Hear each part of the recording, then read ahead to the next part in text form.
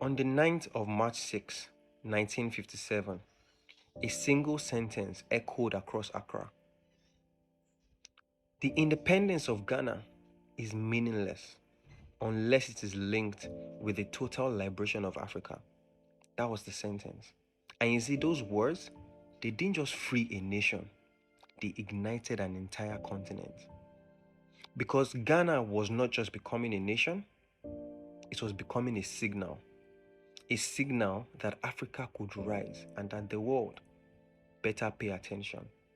Before Nkrumah returned home, Ghana, then the Gold Coast, was a place of contradictions, rich in cocoa, gold, timber, yet ruled by a foreign crown.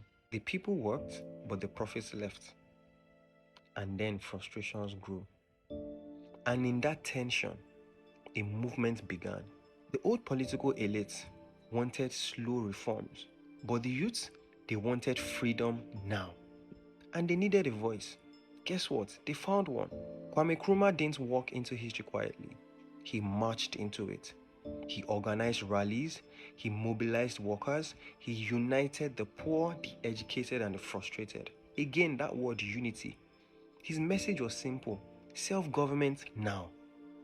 Very simple.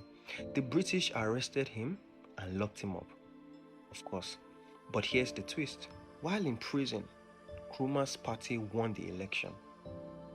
They won the national election. Imagine that, a jailed man becoming the symbol of hope. A nation choosing freedom over fear.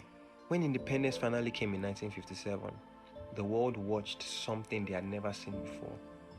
A black nation rising, not from war, but from political force and unity. The drums rolled, the crowds cheered, the flags went up, and Nkrumah stepped forward to announce a new era. Not just for Ghana, but for Africa.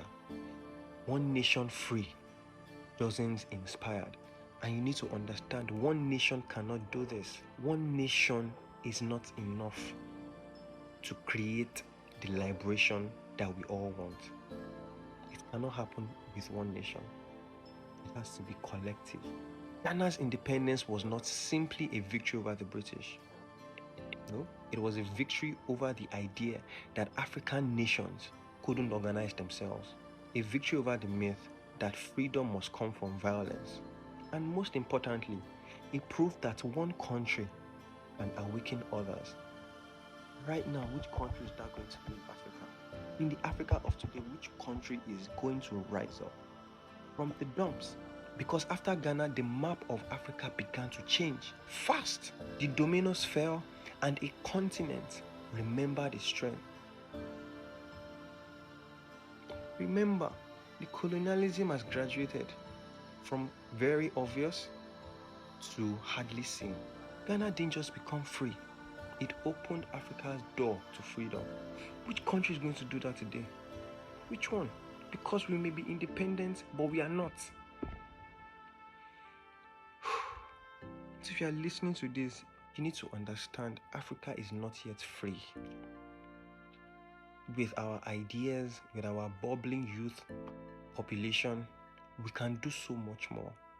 If only we choose to be free. If only we choose to be free.